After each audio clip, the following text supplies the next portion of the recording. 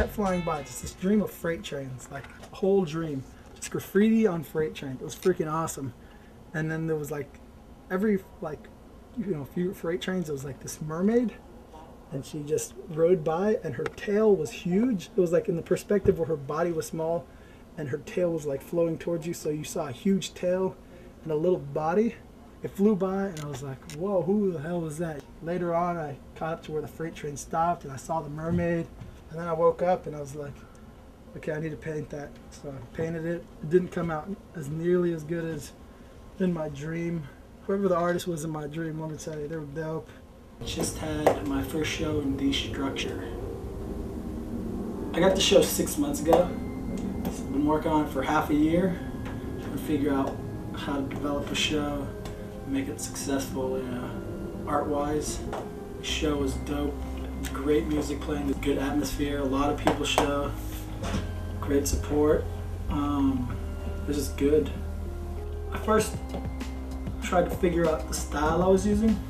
We figured early on that my sketches, the look of my sketches would definitely speak more volumes than the characters painted with acrylic. So we were always trying to capture this sketchy look that I had rather than this refined like painting look. So I kept trying to figure different ways, use charcoal, colored charcoal, pastels.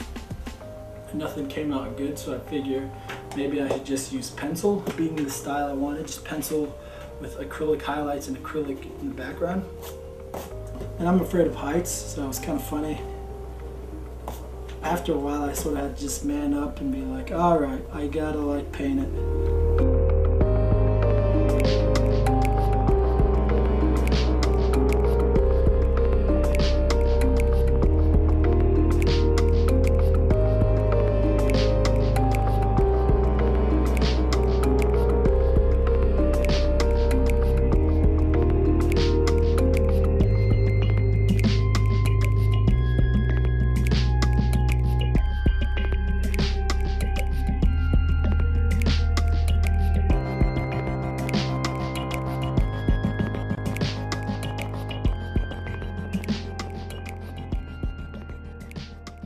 Most of the times I'll paint from a poem.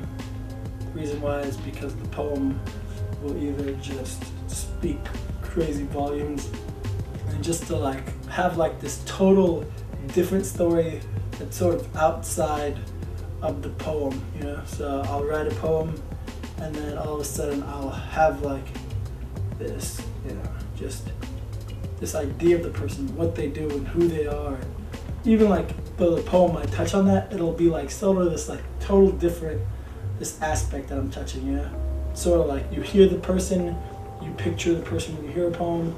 Now here's my picture of the poem, like it's sort of like when you read a book and then they make a movie of the book and you sort of see that person, you're like, that's not how I pictured them, But for me, this is the person I pictured. She wants to know who was the first to write a mermaid so she could ask if they really saw one. Her fun is talking to flowers as if friends, tells me it's not pretend. She would eat seashells, but only if we'll let her speak as bold as the ocean, and she puts duct tape over her heart. Because they told her duct tape could fix anything, and everything they told her was true, because only bad men lie, and bad men offer little kids candy. Which is funny, because if anyone offered her candy, she knew she would take it. And on days she is sad, the colors aren't as bright. At least it seems this way to me. And it seems as though the colors have faded ever since Grandma hasn't been around to sing her songs of sunshine. But she still loves to fall asleep because she says there's kittens under her bed which she plays with in her dreams, and she loves to say nice things outside of the car window. Think someone's ear will catch it through a passing breeze, but tomorrow she's 23. And mermaids don't interest her anymore. Senseless is all flowers are good for. Her heart's been broken so many times, even duct tape couldn't fix it. And there are no more kittens under her bed. Just the life she has packed away and forgotten. Her life is now packed with boys' bedrooms and bars till a breeze caught her ear and said, remember who you are.